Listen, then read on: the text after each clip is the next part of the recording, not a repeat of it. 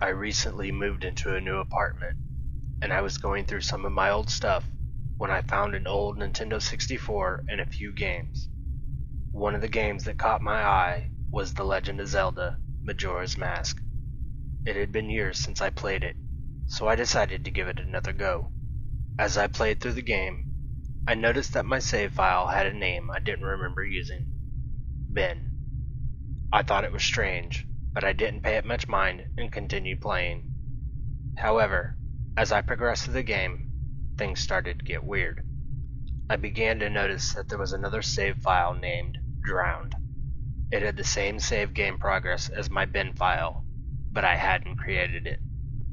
I tried to delete it, but every time I did, it reappeared the next time I loaded the game. I was starting to get creeped out, but I still didn't think too much of it. The real horror began when I started encountering strange glitches in the game. Distorted and disturbing images would flash on the screen, and the game's music became distorted and unsettling.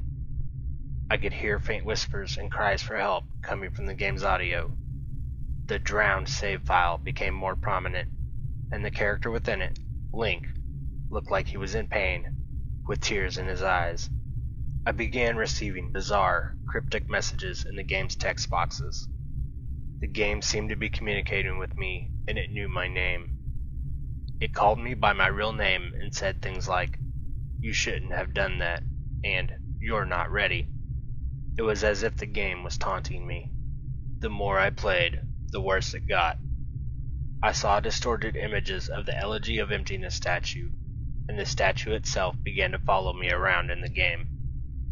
Link's movements became erratic and glitchy, and the world of Termina seemed to be falling apart. I was terrified, but I couldn't stop playing. One night, as I was playing the game, I saw a message that sent chills down my spine. "You've met with a terrible fate, haven't you?" And then, I was pulled into the drowned save file. I was in a dark, eerie version of Clocktown. The atmosphere was suffocating, and I could hear the cries of the moon children. I had to complete a series of horrifying tasks, and with each task, the game grew more and more twisted. Finally, I reached the end, where I faced a distorted, monstrous version of Link known as Ben Drowned. He said, "You shouldn't have come here," before the game crashed. When I tried to load the game again, the Ben and Drowned save files were gone, and everything seemed normal.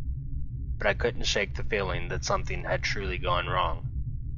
To this day, I can't explain what happened or how that haunted copy of Majora's Mask ended up in my possession. But one thing is for sure, I'll never forget the terror of Ben Drowned. Thank you for making all the way through the video. If you like this video, hit that like and subscribe button and give me your thoughts in the comments down below. And as always, until next time.